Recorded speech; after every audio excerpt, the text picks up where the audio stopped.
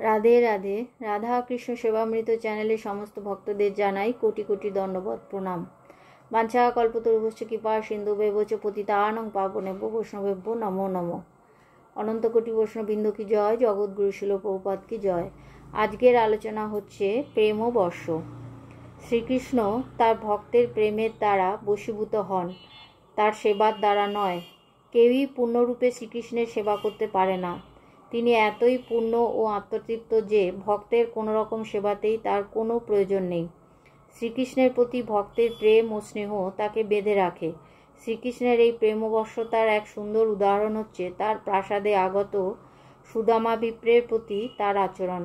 সুদামা বিপ্র ছিলেন শ্রীকৃষ্ণের শৈশবের সহপাঠী। দারিদ্র্য নিবারণের জন্য স্ত্রীর প্ররোচনায় তিনি শ্রীকৃষ্ণের কাছে আসেন কিছু সাহায্য প্রার্থনা করার জন্য। সুদামা বিপ্র যখন শ্রীকৃষ্ণের প্রাসাদে আসেন, শ্রীকৃষ্ণ তখন সাদরে তার অভ্যর্থনা করেন এবং মহিষী সহ তিনি ব্রাহ্মণের প্রতি যোগ্য সম্মান প্রদর্শন করে তার পাদ প্রক্ষালন করেন। সুদামার সঙ্গে শৈশবের দিনগুলির কথা স্মরণ করে শ্রীকৃষ্ণ তখন অশ্রু বর্ষণ করতে থাকেন। শ্রীকৃষ্ণের প্রেমবর্ষতার অন্য আরেকটি উদাহরণ শ্রীমদ্ ভাগবতের দশম স্কন্ধে রয়েছে, যেখানে সুখদেব গোস্বামী পরীক্ষিত মহারাজকে বলেছেন, হে রাজন, মা যশোদা যখন কৃষ্ণকে দড়ি দিয়ে বাঁধতে গিয়ে ক্লান্তিবশত ঘর্মাক্ত কলেবর হয়েছিলেন, কৃষ্ণ তখন তার বন্ধন স্বীকার করেছিলেন। শৈশবে শ্রীকৃষ্ণ তার চঞ্চল কার্যকলাপের দ্বারা তার মাকে অত্যন্ত বিরক্ত করতেন। সেই জন্যই মা যশোদা তাকে দড়ি দিয়ে বাঁধতে চেয়েছিলেন।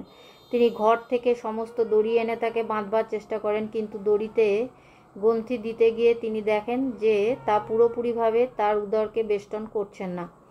তখন তিনি ঘর থেকেও আরও দড়ি নিয়ে আসেন, কিন্তু প্রতিবারই দেখেন যে কৃষ্ণের উদরকে তা বেষ্টন করছে না। এইভাবে ঘরের সমস্ত দড়ি শেষ হয়ে যায়, কিন্তু তবুও কৃষ্ণকে বাঁধা যায়নি।